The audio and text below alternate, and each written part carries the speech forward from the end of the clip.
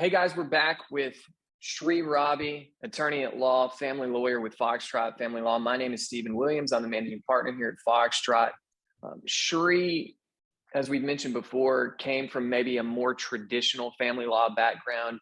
We came up, Foxtrot sort of cut its teeth on child custody cases.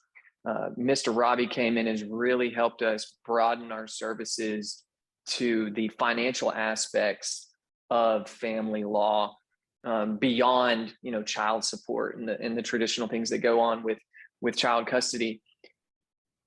My question that we mentioned before we came on was, we've talked about alimony before.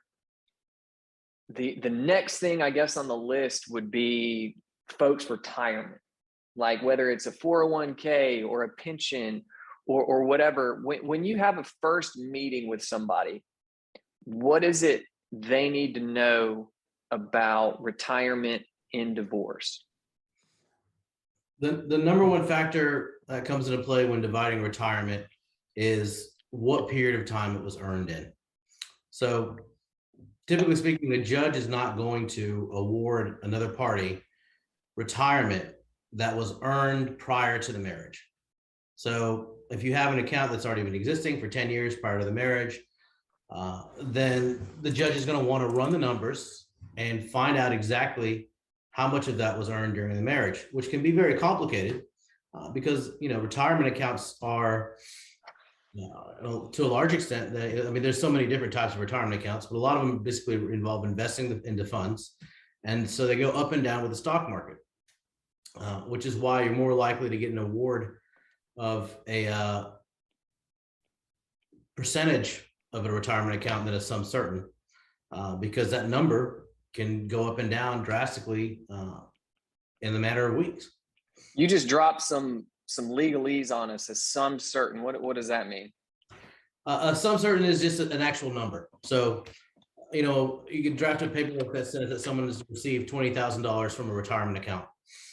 If the value of the retirement account is $40,000 at the time of the agreement, and then we have a shift in the stock market, and one of the funds or options in that account drops heavily, then all of a sudden this retirement account is only worth $30,000, and somebody else is getting 20 of it. And so we try to avoid the situation where that happens, because then people get angry and we end up back in court. And we're trying to litigate about whether or not we're entitled to $20,000 or if it was supposed to be something smaller.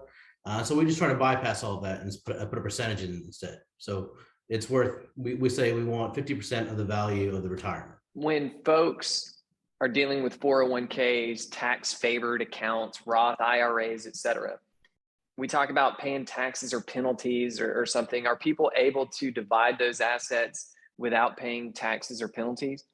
Yeah, we just set it up to where it gets transferred into another account of the exact same nature, but in the other party's name. And so if they decide to pull those funds out early, they're going to be subjected to the same tax penalties that they would have if they had pulled it out of the original account. So we can't just avoid the tax penalty altogether because it's a division of assets during a divorce, but we can basically put them to the same standards that they were originally required to do. So they have to wait till a certain age or wait till it vests based on the way the original plan was set up.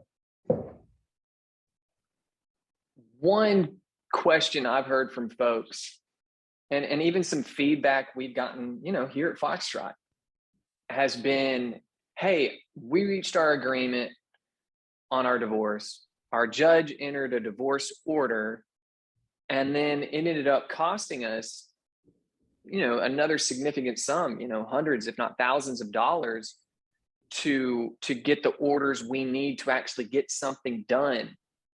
Help folks out there understand, like, we've got the divorce order, but Fidelity needs something, or Franklin Templeton needs some specific kind of order. I mean, is there like a whole nother process after you get your judgment of divorce? Yeah, it's not specific to all retirement accounts, but most of them are going to require something called a qualified domestic relations order. And now basically what that means is they need another order from the court that gives detailed information on how the account is to be divided. and provides information for both the parties, their names, social security numbers, dates of birth, addresses, and then provides the exact terms for how it's supposed to be divided. And again, this is a lot to do with the fact that these accounts can shift in value quickly. So the account provides, how much is supposed to be taken out, dates of marriage, dates of divorce, so they can determine, for instance, if it's like a military retirement, how much was actually earned during the marriage, or any retirement really.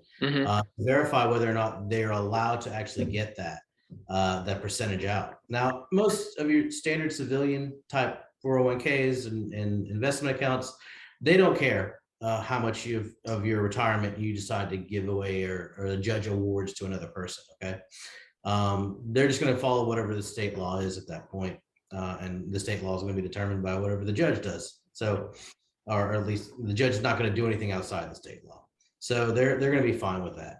But when you get into things like military retirement, then you're looking at dealing with federal law, and federal law is going to have certain guidelines on what they're willing to let their employee give away. They're going to protect those assets as much as possible. And so we have to make sure we follow those guidelines. But the gist of it is, whether or not it's a military retirement or a civilian retirement, the Department of Human Resources, that company that's dealing with dividing the retirements, is likely going to require a specific order that gives them exactly, very detailed instructions on how to divide it, to make sure that they don't mess up and to make sure they're doing exactly what is required of them.